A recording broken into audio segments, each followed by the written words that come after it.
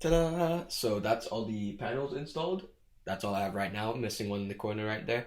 But it looks pretty good in my opinion. Pretty foamy. So let's finish this PC build. Not sure if you can see, but there's a GPU right there that was in there before. So let's cut back. Here's the GPU reveal. Ta-da! We got a 2-fan EVGA RTX 2070. Controversial fan bearings and the fan patterns. Looks inappropriate, but pretty good. 2 fans. PCB is kind of small. No backplate, but it is pretty old. Gotta put that into consideration. So let's get installing this right now.